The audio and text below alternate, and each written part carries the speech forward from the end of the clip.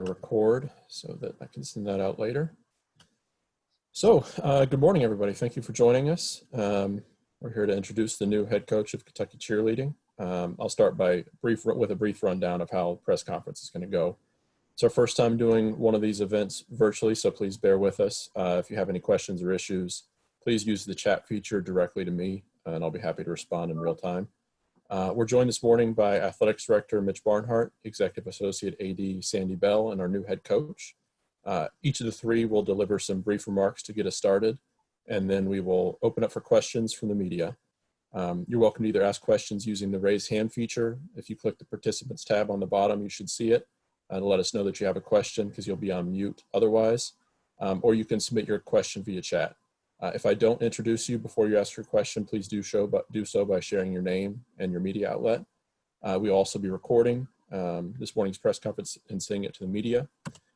And then one last thing for our speakers, I'm going to be making you spotlight video so that everyone can see you. So in between each one of your remarks, just take a brief pause so that I can make sure that people can see you for the purposes of the recording. And with that, we will go ahead and get started with Athletics Director of the University of Kentucky, Mitch Barnhart. Thank you, Guy. I appreciate everybody. I got to figure out how to, okay, get this. Okay, let's do that. All right, that's the first one of these. Again, we've done this way, so new format, new technology, and I appreciate everybody's patience as we work our way through this in this new world that we're in. Thanks for being here and taking the opportunity to help us launch a new era in our program, and just want to talk about the future of Kentucky cheerleading. And last month, President Capilouto entrusted the athletics department with the responsibility of overseeing our cheerleading program.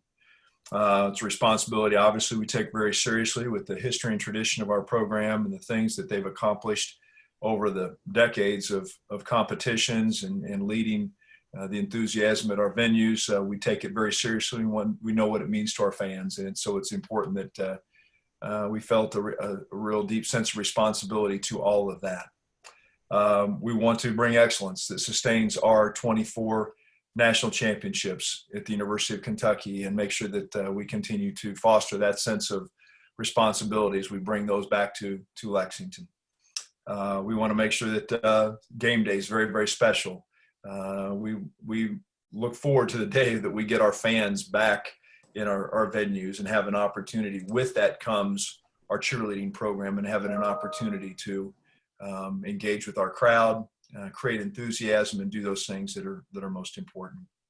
And we want to do that with a great sense of character and integrity about what we do. We all know those are two of our principles of what we do, and so the character of the heart, the character of our brains, and the integrity that we bring with it is really, really important. To that end, a woman that I have worked alongside for many, many years since my time at Kentucky is Sandy Bell, and I entrusted her with the oversight of the program and working with our liaison to cheerleading, Nathan Schwacke. And Sandy and Nathan have been integral in trying to work our way through the beginnings of this responsibility that we have. And as you would expect, as you open up a search for a new coach to the most storied cheerleading program in the country, you're going to get a lot of interest.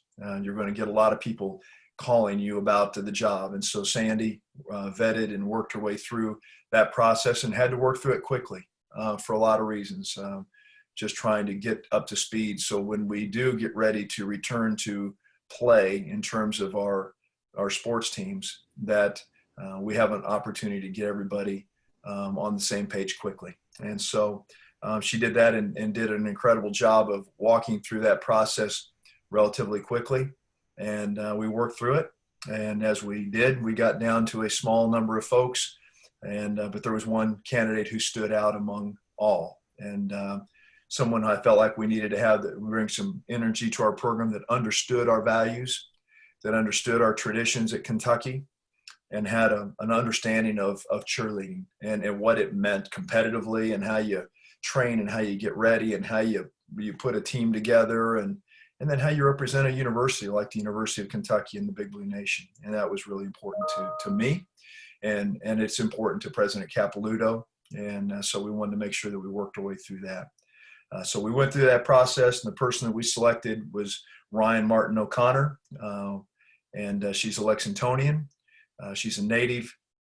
She went to Dunbar High School, and she understands our program. She's been involved in the cheerleading world for many, many years, and she's a veteran. And so we're absolutely thrilled to announce her as our new cheerleading coach and welcome her to the Big Blue Nation. And so with that, I'll end my comments and turn it back to Guy and let him continue to lead us through. Thanks, Mitch. We'll also hear from Sandy Bell. As Mitch mentioned, she has spearheaded the search for our new head coach. So we'll turn it over to her to share some thoughts. Okay, thank you, Guy. As Mitch has indicated, finding the right coach to lead this program has been a huge priority for us over the past few weeks. We had a really strong pool of candidates who came from a variety of backgrounds. And we reviewed the resume and the cover letter of every one of those candidates.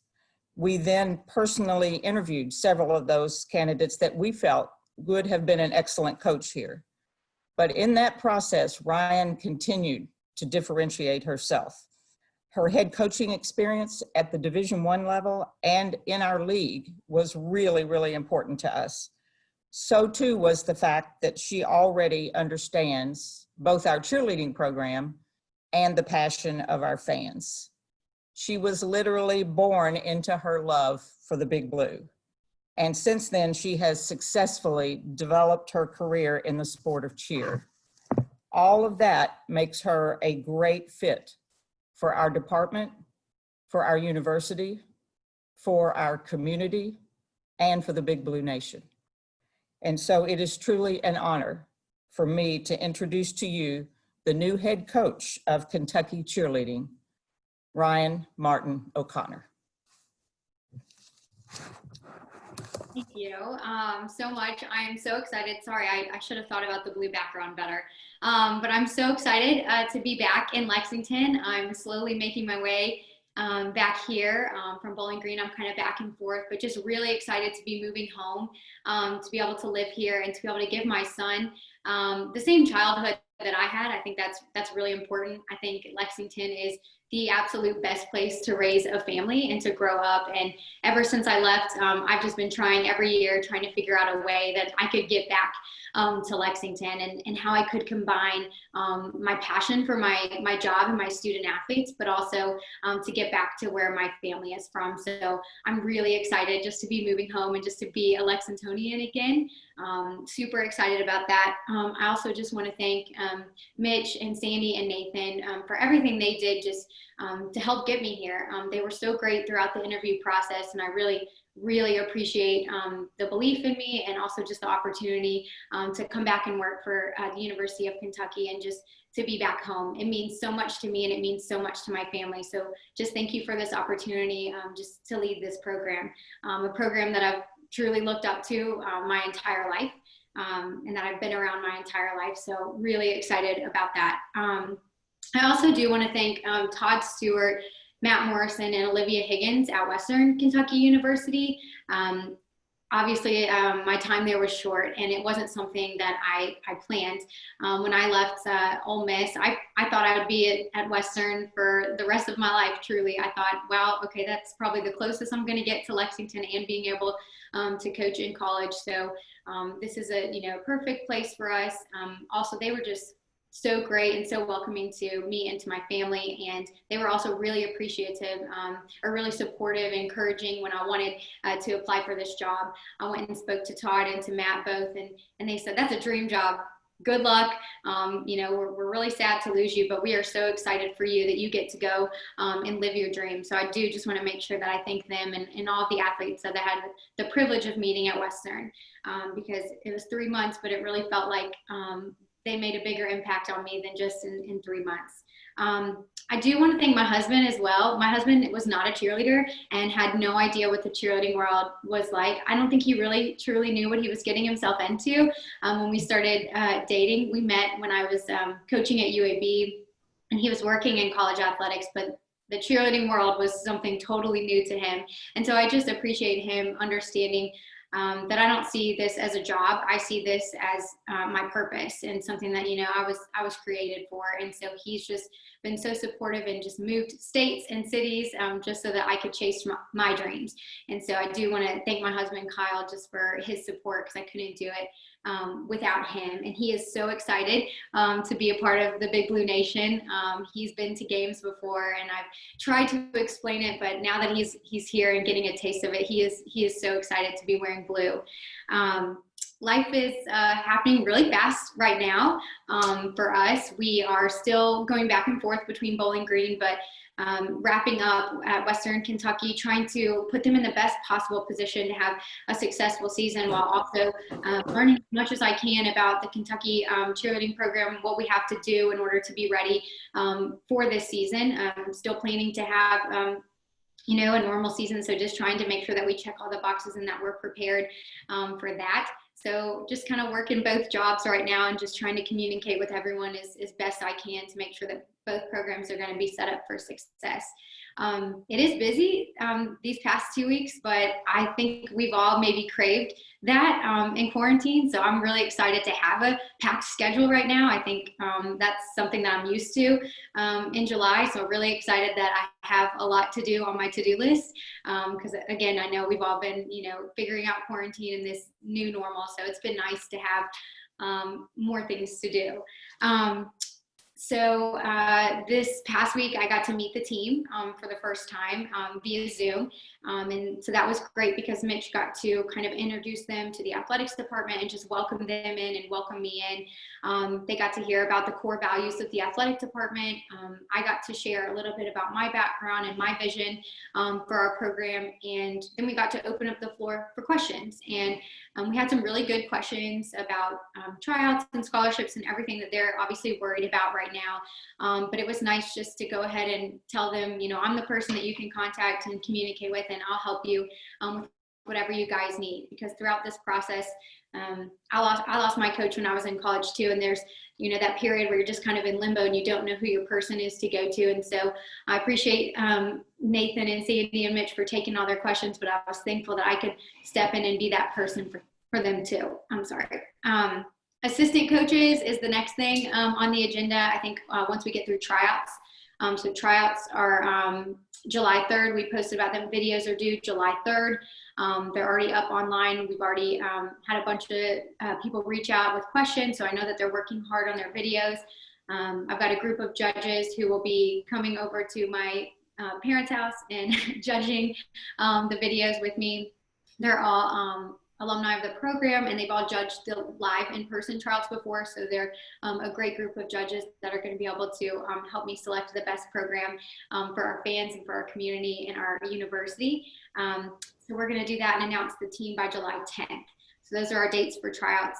After tryouts, I've been interviewing assistant coaches, and just they'll have to go through the background check process and just make sure that we have the right people. It's not just about filling those roles, but about making sure that we have the right people that understand the values of the University of Kentucky, but also understands the vision that I have for this program too. So tryouts and then assistant coaches are coming up quickly.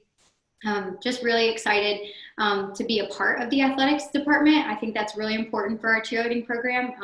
I certainly always see us as student athletes, and I ask them to respect themselves and treat themselves like student athletes. So I think it's a perfect fit that we are a part of athletics, and that my core values as a coach really align with, you know, what Mitch was talking about. I think I'm someone who always, every year, no matter what school I'm at, we always talk about integrity. That's a big word that we talked about at the beginning of the year when we're in our summer practices. And for me, integrity just means, you know, having the same intensity for every area of your life. You know, you need to be the same person at practice as you are at games, as you are in the classroom, as you are for competition. We can't treat one more important than the other, and we need to just be consistent people. Also about choices, that's something as a coach that I talk about a lot too. It's probably my favorite part of working with college age students is helping them have a vision for their life, because then their choices are really easy to make every day once they have that vision of where they want to be. One of my favorite quotes is, "We steer where we stare." So just helping them have that point that they wake up every day and, okay, is this decision going to get me closer to my goal or away from it? Okay, away from it, easy choice. So talking about just making good choices is always something as a coach that I do. And then communication, that's another big thing for me. Being able to communicate with them, but also them feeling like they can communicate with me is really big, and that I can communicate, what they need to the administration. So also making sure that I stay up to date with how kids are communicating these days, because that changes all the time too. And Gen Z certainly absorbs information very differently even than I did. So I'm always like trying to figure out the best way for them to communicate with me. So those are my things that I talk about as a coach, my core values. And we're really excited about hopefully returning to campus in early to mid-August, working with the SEC, working with our governing body, and then working with our medical staff here, just making sure that we follow all the protocols to get back quickly, but also to get back safely. But really excited about getting through tryouts and then hopefully getting to meet everyone in person soon. Again, just thank you so much. And Guy, I guess back to you. Thank you very much. We'll now start with the Q&A portion of the press conference. Our first question is from John Wong. So let me unmute you.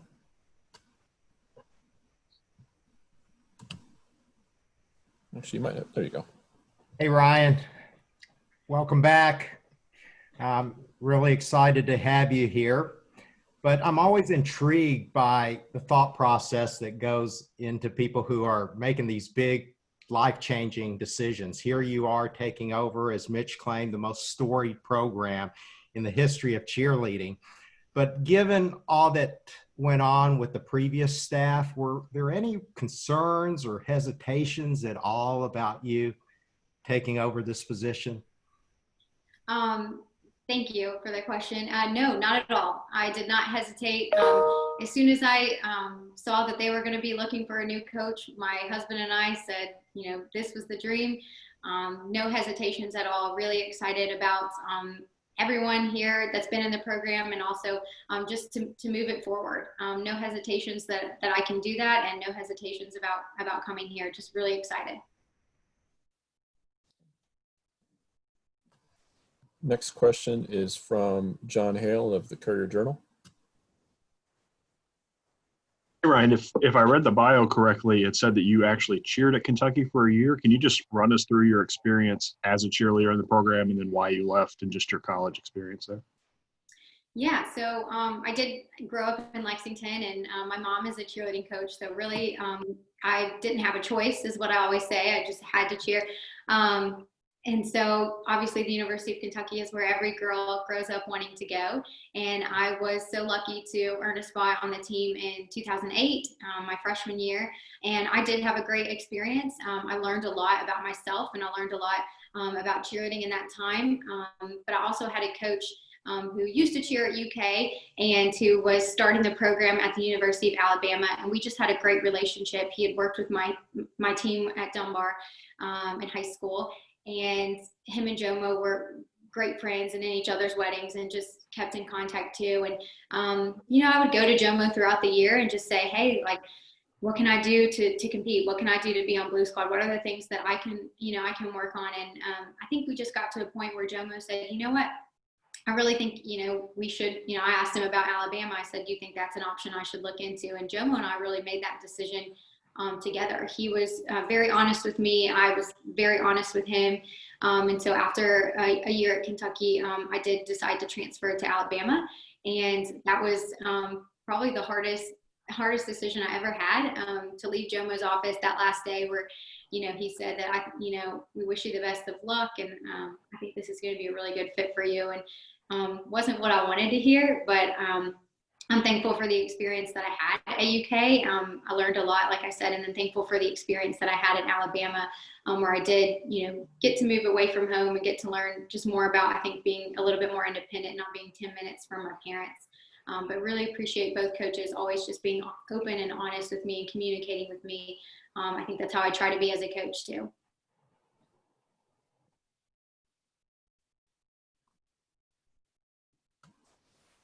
Next question we have is from Jake with the Colonel. I'll mute you here. Hey Ryan, so as a student, just gotta say, really excited to have someone of your caliber here at Kentucky. I know it's gonna make student life a lot better. Anyways, so you've been on a lot of reality style TV shows. Can we expect maybe one for Kentucky? Yes, I have, and no, that is not something that I'm planning on doing again. I think it's a lot of extra work for me and for the student athletes, and it is not something that we are planning on as of now.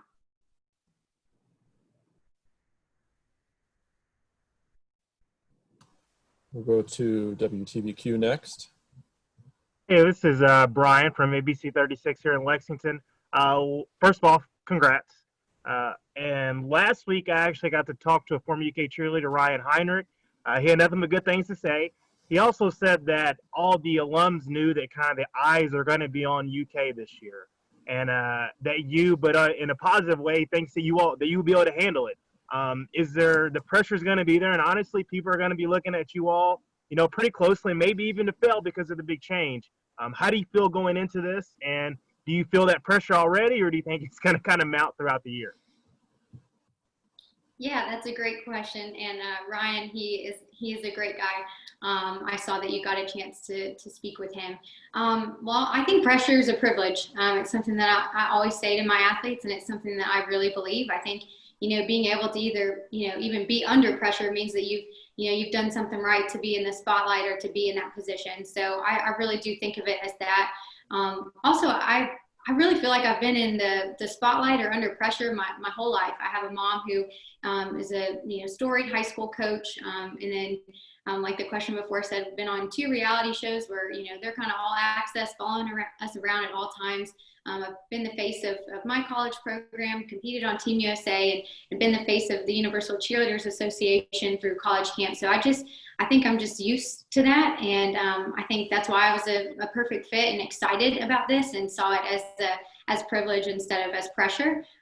He's right though. I think no matter who is here, all eyes would be on this program. All eyes have been on this program, and they'll continue to be. So I'm excited about that opportunity for everyone to be watching. I think I thrive in situations like that. I did as an athlete. I loved when crowds were watching us, and I think I'm going to love it as a coach as well.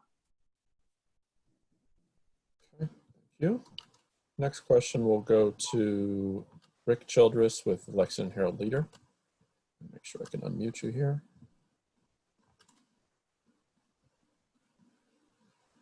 Okay, go ahead, Rick. Hi, Ryan. My name is Rick with the Herald Leader. I'm the higher education reporter. We've received a number of tips that have stated that you were investigated by the Title IX office at the University of Mississippi, and we were wondering if you could confirm or deny that investigation. Yeah, we did not have an investigation when I was at Ole Miss. Actually, the Title IX issue started. I had a student who, was kind of upset about something. So I called my boss as soon as it happened, and we went to the Title IX office together. So that's how Title IX got involved in anything when I was at Ole Miss. And they reached out to the student and asked if she wanted to come in or comment or anything, and she actually declined. She said, I didn't have that issue. I don't need to come in. So I guess that would be where that had come from, but no Title IX investigation happened during my time at Ole Miss. Thank you. We'll go back to John Hale with the Courier Journal. I think this is probably for Mitch or Sandy, one of the two, but considering the former coach was paid by the athletics department, I'm just wondering if we can get some more information on practically what the difference is now that the department is overseeing the entire program versus what it was before, and maybe why it wasn't being overseen by athletics before. Yeah, John, thanks. The difference is simply we were more of a scheduling and a budget management process. The actual work of oversight for the entire program rested elsewhere in the university. And so that has been the way it's been for literally decades. And so we were a scheduling, and we monitored our finances, the finances in terms of our pieces of the budget. And there were other pieces of the budget in other parts of the campus as well. So all those were brought under our umbrella, and all of those pieces we will now manage and work with Sandy and with Nathan to do that. And so that's sort of how it got to that spot. It's been separate for I think probably 30 years. And so we're privileged to do it. And Dr. Capolito asked us if we would take this responsibility, and there's no one I trust more than Sandy. She has been a friend and a colleague and an incredible associate for 18 years I've been here. And so she's worked through change, and she's done a great job with that. And so Nathan knows the cheerleading program well. He's actually been involved in the scheduling and those pieces. So we've combined that, and I think we've got a really good team of people that are putting together thoughts. So I think we're in a good spot.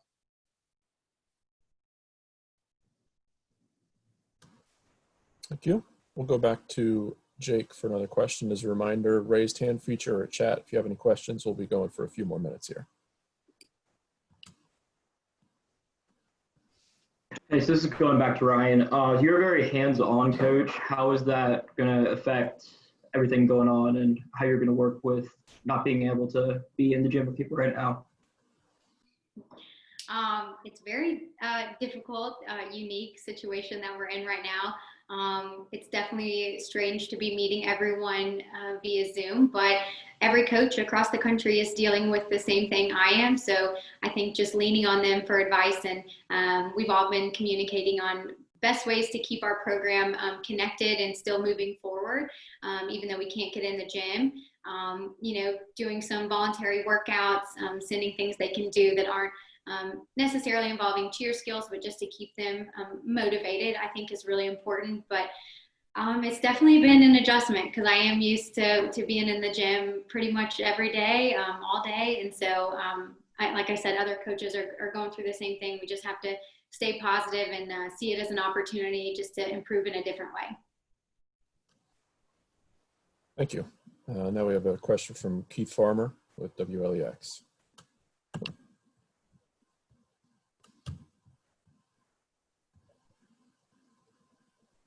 Can you hear me? Yes. This is actually probably more for Mitch. As all the athletes are kind of coming on campus, are they going through straight COVID testing with the swabs, or are they just doing more screening type of situation as they come back on campus? Obviously, we continue to adjust our protocol as we watch the situations. It's pretty fluid. We're working our way through whether teams are coming in terms of coming and staying, or are they leaving and they're coming and going. So a lot of that has to do with how we're working our way through it. Jim Adelino and Dr. Hosey are going to have an opportunity to visit with everybody about sort of how we're doing all this and sort of what we know. But again, Jim has been on the front lines of working with our medical working group. And clearly we started with the antibody testing. And again, I don't want to get over my skis, because that's not my area of medical expertise. I want to make sure that the medical people are explaining it properly. But every Monday I walk through the protocols. Well, we walk through it daily, but every Monday we sort of update where we are, making sure that we're thinking our way through it as it relates to federal, NCAA, SEC, institutional, EOC from the institution, our medical hospital, and all those folks. And we take all the collaboration of all of that and give our best opportunity for our young people to be healthy. And so we've got approximately, I would say, 100 to 120 young people back on campus, somewhere in that range, and just gently working people back into a return to activity. So it's complicated. Every day it changes. In terms of the realities of the world that we're in. And Jim has done a marvelous job of adjusting to it. I'd probably rather him speak to the actual specifics of of how it all is taking place. And what Mitch was referencing there is Jim, as well as Dr. Robert Hosey, who's one of our team physicians, will be having an episode of BBN Live on our official athletics Twitter account and Facebook account, where they'll be running through our protocols as it relates to everything medical and the return to activity. That'll be this afternoon at 2:30. Next question is another one from John Wong. Ryan, you mentioned how many other coaches you have talked to during this period. I was just wondering, what's the best piece of advice you've received from somebody in regard to this new opportunity for you? I think the best piece of advice is stay positive. Simple, but it's so true. And that's something that, I'm telling all my athletes to replace the word stress or worry with opportunity. And I think that that's how we have to look at it. Anytime you think that you have a problem, you've got to replace it with it's an opportunity. And no one understands that better, I don't think, than the University of Kentucky cheerleaders. I think that's why they are the way they are. And the program is, 24-time national championships. They never see anything as a problem. They always see it as an opportunity. But I think that's what most coaches have been talking about, just, trying to stay positive and think of new ways to communicate and just encourage our athletes to stay positive too. We have another question from John Hale. You mentioned the importance of cheerleading in relation to fans and getting them back. Last week, we saw the governor approve some fans for the Derby, approved some fans for, I think, Louisville City soccer games. I'm just curious, have you gotten to the point in the conversation with the governor's office where you all have made proposals for getting fans at sporting events in the fall? Assume that's for me. So Yes. no, yeah, we're working our way through all those details. I think that there's going to be clearly conversations as it relates to activities in our state. There's clearly conversations that will take place as it relates to activities in our league. And we've got to combine all these pieces of information and pull them together in a spot where it's best for the University of Kentucky and our fan base. And we're not there yet. That's encouraging to me that we will have opportunities to bring our people back together. But that's one component and one piece of return to play. And I've said it publicly before, there's a difference between a return to activity and a return to play. We focused initially on return to activity. Now we're focusing on return to, we're still working at that, but now we're also turning our attention more closely as we get closer to certain dates that we have in front of us to return to play. So I think that that was tremendous. It was great news that we took a step allowing fans to venues, and that was great. But obviously each venue is different, and sporting events are different.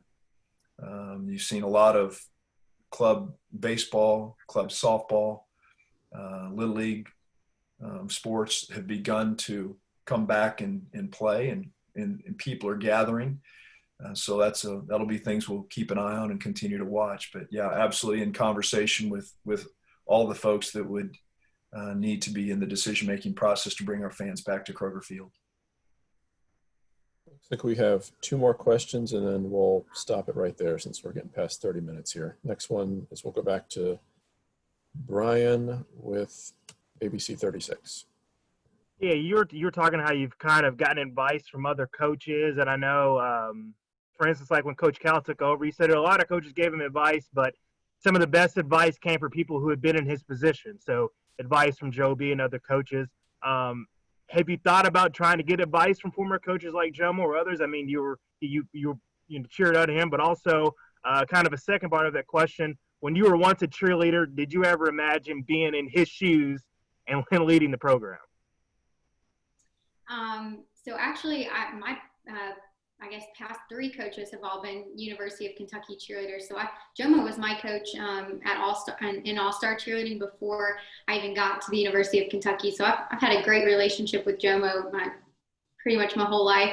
And then Salim Habash was my coach. He was the coach before Jomo at UK, and he was my high school coach alongside my mom. And then my coach at Alabama, David McDowell, is now running the college division with UCA, but he was a former UK cheerleader and cheerleading coach. So before even I think my first interview, I had already reached out to David and Salim about their advice just with the University of Kentucky and what they could do. And I've already talked to Jomo just in the past 2 weeks just about what it really means to be here. Obviously, I have an understanding of it, but it certainly means something different to everybody, I think, that comes through this program as an athlete or a coach. But just having those three great coaches through this program just to guide me and just to answer my questions has been really helpful.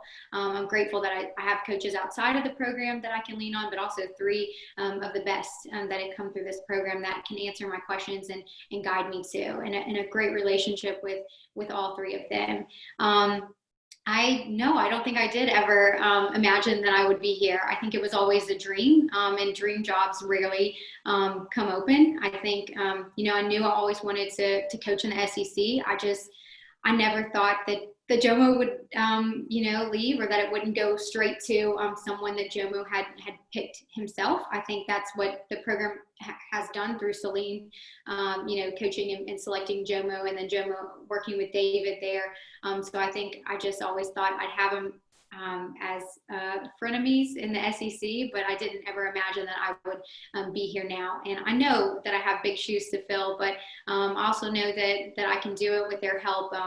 And with all the knowledge that I've gained just through my time as a cheerleader and as a coach. All right, one final question. We'll go back to Jake, and then we'll wrap it up for the morning. Okay, so you have a great resume, not only as a coach, but as a cheerleader yourself. Can you speak a little bit about what your experience is on the other side with the national team and winning a college championship brings to you as a coach? Yes. I think I learned a lot just from UK coaches. I think I learned, how to be successful. I think there's truly few paths that really do lead you to the type of success that you want. And there is a system in place if you want to be there. And I think growing up under Jomo, Salim, and David really helped shape me into the coach that I am today. It also helped me be very successful as an athlete. I was really lucky to be a part of a lot of great teams and have great leaders. Certainly nothing I did on my own, but I do think my mindset from those three coaches and from my mom helped me be the type of athlete that was a leader and could get everybody on board. So the things that I learned at Dunbar, the things that I learned in my time at UK, I think helped me go to Alabama and change their mindset and make them the program that they are today. And then as far as being a part of the national team, I think everyone that was a part of that team had the same mindset. We meet and put together a world's routine in 2 weeks. So that's crazy. I mean, for teams that normally have 9 months to get to know each other, go through the bonding process, figure out your skills. When you're a part of the national team, you have 2 weeks to put together a gold medal worthy routine. And so you have to have the top athletes, not only skill wise, but with the right mindset.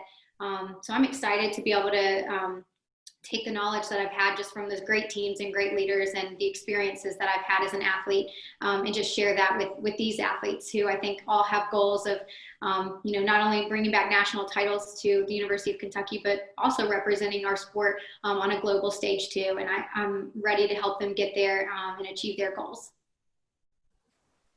Great. So that concludes our press conference for the morning. We'd just like to thank the speakers and all of the media for joining. As a reminder, I'll be sending out a link to download a recording of the press conference for any of your reporting early this afternoon. And everyone have a great day, and thanks again for joining. Thank you. Thank you.